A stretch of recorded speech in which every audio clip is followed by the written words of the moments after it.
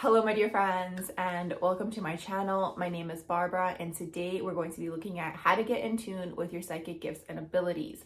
So super excited to talk about this topic. It's my favorite topic to talk about. I personally am psychic, so I really am excited to shed some light on this and hopefully help you guys get in tune with your psychic gifts and abilities.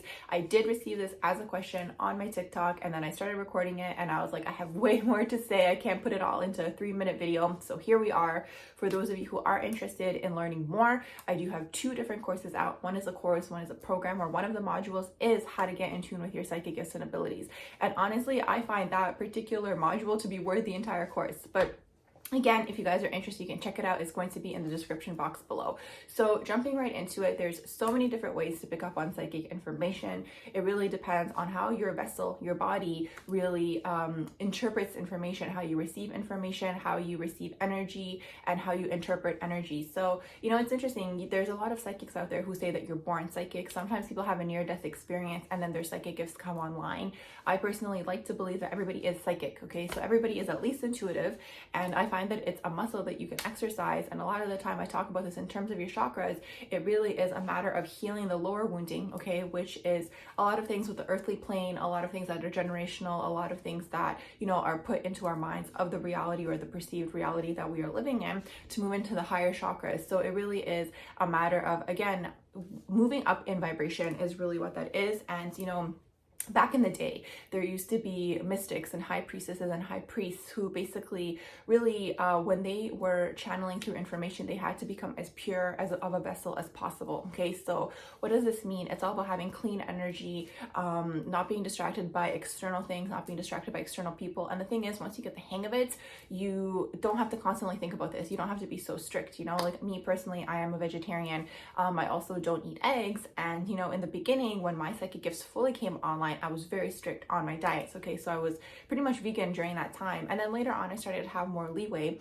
And this is because of the fact that me personally, I'm clairsentient, so I pick up on energy. So when I eat animals or consume animals or anything to do with them, I pick up on the energy of that animal. Like, that's really how sensitive my vessel is. So it doesn't mean you have to be a vegetarian. It really depends on you as a person, again, how you process information. And, you know, when I would consume this, it would kind of distract, it's the word isn't really distract, it would I guess conflict with my energetic field, because I was taking on another energy. So a lot of it is really coming into your person, into your power, into your confidence, not allowing other people's energies in any way, shape, or form, okay, really consume you, so you can become a clear channel. Okay, so there's different expressions in terms of psychic information. Some people may call themselves intuitive, some people may call themselves channels.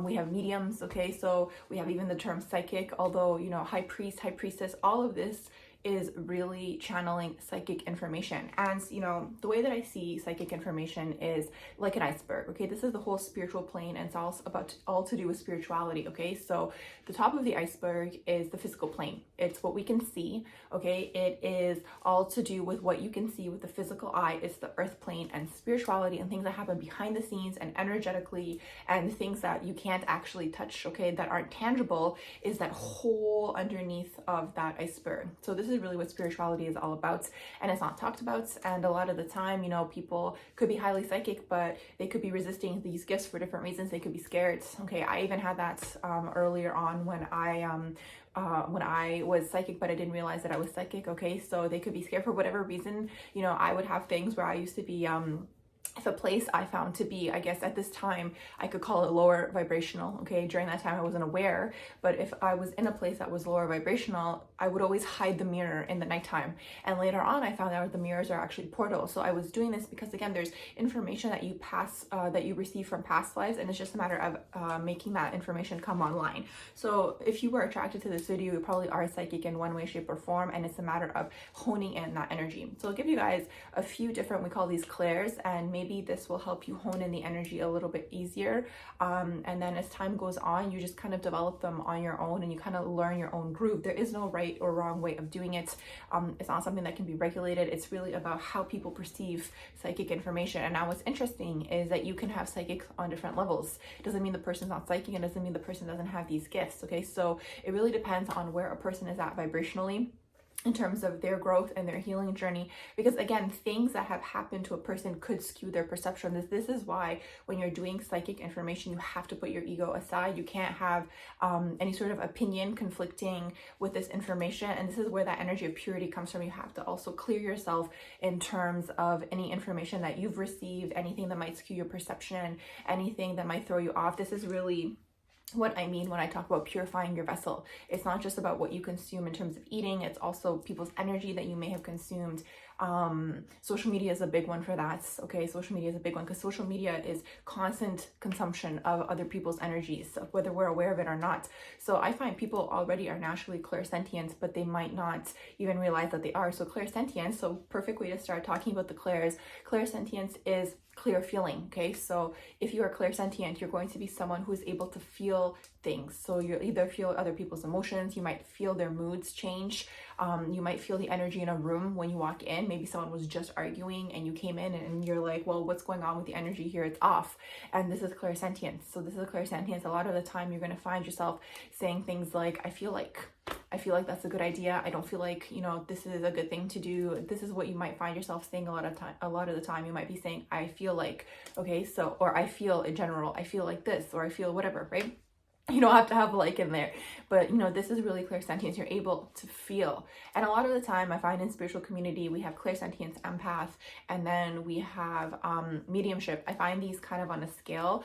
It's really hard to explain because I find the word empath really does get thrown around a lot these days, especially a lot of people are calling themselves an empath, but there's like a victim energy attached to it, especially in terms of empath and narcissist. I can make a whole different video on that. Again, like I said, I could talk about these topics forever, but an empath is someone who is put in a circumstance or a situation to transmute energy. So a lot of the time the person doesn't even realize they're doing this. It's their higher self. So there's someone who has a lot of lights as a person and they're put into a circumstance. A lot of the time they're going to be, let's say, in a dense family dynamic. When I say dense, I mean lower vibrational. It could be dysfunctional family dynamic. There could be a lot of lower vibrational emotions that have to be worked through in that family line, even healing and clearing generational trauma. They could even go up to being higher level empaths where they're transmuting for people around them. So they could be in a dense neighborhood, a lower vibrational neighborhood, again, dysfunctional. Maybe there's a lot of violence. Maybe there's a lot of things that took place there.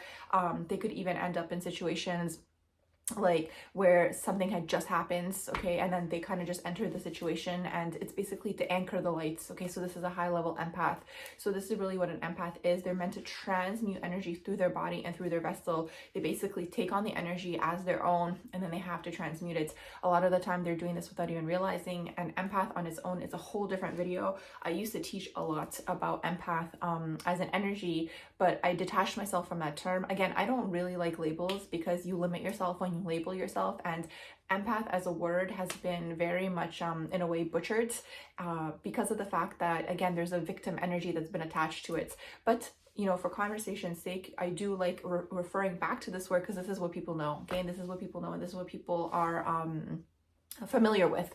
So I can make a separate video on that, especially empath narcissist is a whole different topic of its own. But we have clairsentient. So clairsentience, you are in a way able to shut off your emotion towards other people. Empath is constantly happening. You have to learn how to hone in that gift because you being used as a vessel to transmute energy. And then we have medium.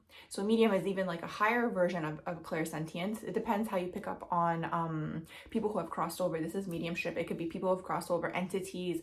It could be loved ones. It could be people from other dimensions. Okay, it could be higher dimensional beings. This is all mediumship. Okay, this is mediumship. And again, you can hone in on this energy. I really practiced mediumship for me personally because of the fact that I was highly clairsentient. So if you're someone who's highly clairsentient, you probably could be someone who could resonate with being an empath or being a medium or just being clairsentient. Okay, so again, there's no hierarchy in any of this stuff. Something to keep in mind. I find the humans always want to put a hierarchy. This is better, this is worse. It's good to have this, it's bad to have this. There isn't any of that. It's just the energy that we've been incarnated with. A lot of the time it is something that was mastered in a past life, especially if you're highly psychic, and it's just a matter of putting those gifts online, especially in this time that we're living in, because it's highly distracting energy. It's highly distracting energy all the time. There's always something going on, something to stimulate the minds, and you really have to be able to shut off the external distractions to hone in on these psychic gifts and abilities. And like I mentioned, once you are able to hone in on them, then you can regulate that for yourself and be like, okay, today I'm able to consume more information. Today it's too much information, it's overwhelming me. So it's a matter of unweaving that web of the external world to really go into the internal world, because this is what psychic information is. It's all happening internally. So that's clairsentience. We have clairvoyance. So clairvoyance is clear seeing. So clear seeing, a lot of the time you can see it in your mind's eye. Okay, you can get visions, you can get ideas, you can have a vision for maybe some sort of art painting you want to do, or even like putting together outfits. Okay, that's all clairvoyance. It's all to do with your imagination. Clairvoyance, you can also see things in the physical plane. So this is another form of clairvoyance. It depends where you're at vibrationally. People who are, again, at higher vibrations, and this doesn't mean anyone's better or worse, it's just if you're on the same vibration as everyone else, then you're kind of consuming that information. But if you're a little bit elevated, then you might actually be able to see things in the physical plane. So this is another form of clairvoyance. Okay, so this is really clairvoyance, and clairvoyance, again, is anything to do with vision. Okay, it's anything to do with vision. So you're able to see things when you're communicating. You might have, images coming into your mind's eye, all of these sorts of things. So this is clairvoyance. Next, we have clairaudience. So clairaudience is clear hearing. So you might hear things. Okay, so you might hear someone's voice. Okay, let's say you're just thinking about something. You might hear your friend, or you're having a conversation with your friend in your minds. Okay, so this is clairaudience. You might actually physically hear things. So you might be hearing people from the other side. You might be hearing other beings from the other sides. And it's interesting because, as soon as we talk about hearing voices, people might move into the energy of being like, well, maybe you're schizophrenic. And it's interesting because a lot of the time, these people who do have these mental illnesses, and I call it this because I genuinely believe that, every mental illness does come from people who are highly psychic. Okay, they're highly open, and a lot of the time it comes from some form of trauma. But again, that's a different video for a different day. And these people kind of get labeled in one way, shape, or form. But a lot of the time, these people are highly psychic. If you guys are interested, you guys can watch A Beautiful Mind. He was highly psychic, and a lot of the time they're highly intelligent, and because they're open, their crown is open. So these people are highly psychic. A Beautiful Mind is such a beautiful movie of the depiction of this energy, of how he basically learned to maneuver that psychic energy. And again, depending on what information is coming through. So for him, it was negative entities. They were coming through as people in that movie. Okay, so he was hearing these voices. I think he was actually able to see them as well. So he was someone who was probably clairvoyant and clairaudient at the same time. But because maybe he was scared of this, okay, because there's a fear energy around it, again, maybe during that time, because it's based on a true story. So this was years and years and years ago. It's not something that was as accepted in society. So there's a lot of fear that gets attached to that because you're different. Sometimes people might call you names for this, and if you attach this fear energy to it, that's when the darker energies come through. Again, like I said, I could talk about this forever. I could talk about how dark energies and dark entities come through. That's a different video for a different day, but it's such a good movie for anyone who's interested. A Beautiful Mind. It's a good way of seeing someone who I think he was labeled as schizophrenic in that movie, but he was highly intelligent. So he was highly psychically open, and he learned to master his own mind. So this darker energy that was coming through, telling him things, all these sorts of things, right? So really, really interesting to look at. So that's clairaudience. So you hear things. Sometimes you can have information come through songs. Okay, so this is another form of clairaudience. Maybe you're thinking something, or you want some sort of confirmation, and then you're in the car and a song comes on with exactly the line you needed to hear. That's clairaudience. Okay, so it's the universe speaking through. It could even speak through another person. That could be a form of clairaudience. So like, let's say you're speaking to someone, and all of a sudden, they just say exactly what you needed to hear, or what you needed to find out in that moment. It's kind of like they kind of shift out of themselves, and this but it's divine. Okay, it's like a divine energy that comes through that kind of gives you the message you needed. That's clairaudience. That's clairaudience. And then we have clairalience, so that's scent. So I find a lot of the time clairalience from people that I've heard is really connected with passed over loved ones, or passed over people in general. You can smell, so you have a scent. Let's say someone wore a specific smell or a specific scent anytime they come around. in spirit form, because all we're doing is we're switching form. This time that we're on the earth plane is very temporary, and we come to the earth plane to master the material plane is really what that is. This is why a lot of the time people who are highly psychic or highly spiritual have a hard time operating on the earth plane, but they're actually meant to master exactly that. They're meant to master the physical plane, the material plane. And the whole reason we can see density, okay, or even why we are dense, is because of the vibration we're at. So something to keep in mind. So, you know, this is really clairalience. Sometimes I've heard from people also that sometimes a person can give them a bad scent, even if that person doesn't have a bad scent themselves, it gives them a bad scent, okay? And this even comes with clear taste. So clear taste is clear Augustus, I'm pretty sure is the name of that one. So they get a bad taste in their mouth, okay? If there's a bad situation or a person's giving them bad vibes or bad energy, I've heard this from people, okay? So it's pretty amazing to see these. We have claircognizance also is a huge one. So claircognizance is clear knowing. So a lot of the time you might say things, I think, or I know. I just know this is a bad situation. You just know it in your body. You get ideas as thoughts. So this is claircognizance. It comes through as a thought, in a thought form. So you might be thinking about something and you kind of put pieces together in your mind. When you're dwelling. You could be like sitting there and being like, why did that person do that? Why did that person do that? And you're just thinking, and it comes through as a thought. That's gonna be claircognizance. That's claircognizance. So these are a few. There's so many more. You guys can Google them online, but these are a few of the psychic gifts and abilities. You know, it's nice to have the name for them, okay? You don't have to stick to that name forever, but it's good to have a name for them, because then you can hone in and see which one you resonate with most. But these are just a few ways of honing in and seeing which one are you, and then working with that energy. Some people could have psychic information come through in dreams. In dream time, this is the biggest time to actually get psychic information, even that time when you're about to fall asleep. So a lot of it is training, okay? A lot of it is training the mind to receive psychic information. So, and even meditation. But the thing is, when you're meditating, you're basically trying to get yourself into that state that you're in as you fall asleep, or even in the morning when you wake up. You're not fully grounded in your body yet. You're still a little bit out of your body.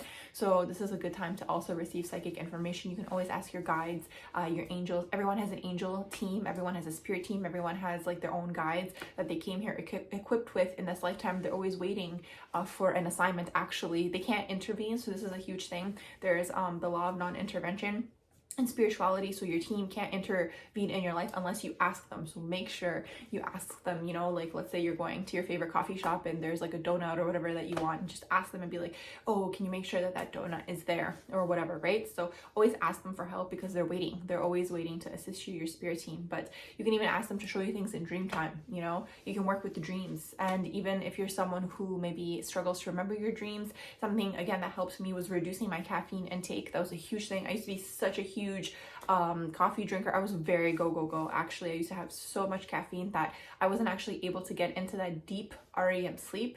So I had to eventually wean myself off coffee. A little bit is fine. Okay, a little bit of coffee is fine. Everything in moderation. You don't want to be extreme in any way, shape, or form. But it's interesting because you'll see that as you give certain things up, that a lot of these gifts are going to come online, and it's a purification process of the soul and the self and the body and all these sorts of things, just releasing toxins and all of this. So eventually, you know, like I was mentioning, there's different types of people who are psychic. The higher up you go in terms of your vibration, so the more you come into love vibration, into your own truth, into freedom energy, okay, these are the highest vibrations. Gratitude, these are the highest vibrations that can exist. The higher up you go, the more information you're going to be able to access is really what that is.